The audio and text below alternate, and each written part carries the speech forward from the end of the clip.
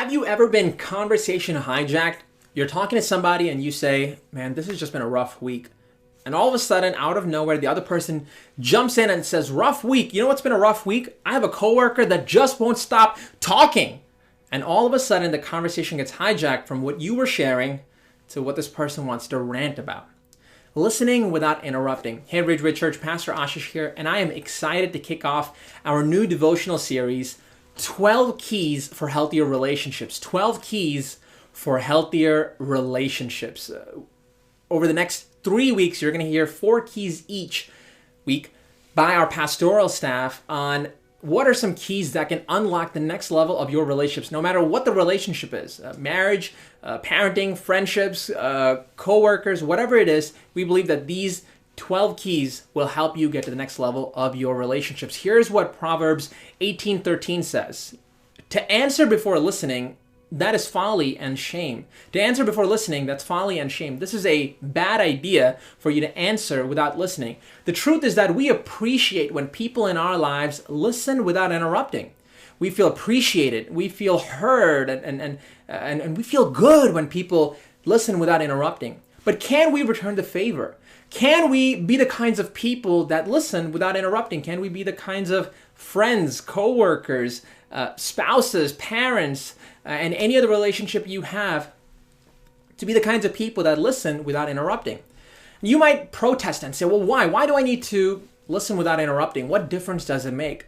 Check out what David Augsburger says. Being heard is so close to being loved that for the average person, they are indistinguishable, right? Being heard is so close to being loved.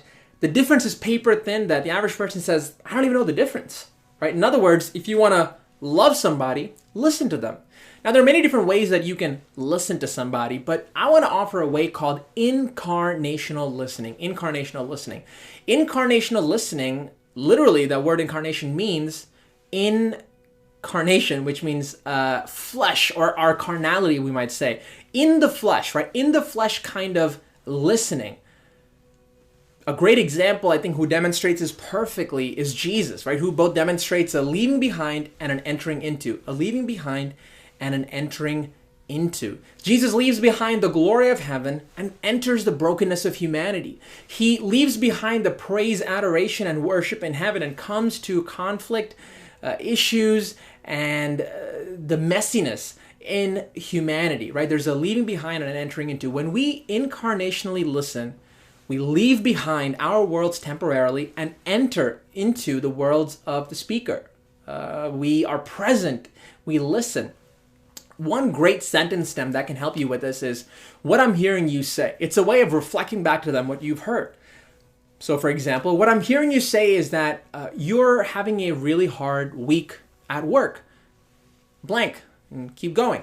What I'm hearing you say is that you are really, really excited and cannot wait for blank. What I'm hearing you say is that you are feeling hopeful about blank, right? This sentence stem can really help reflect back to the other person what you're hearing, and they feel appreciated, they feel loved about what you're doing. So my hope is that you go from being a conversation hijacker to being someone who listens without interrupting. God bless you.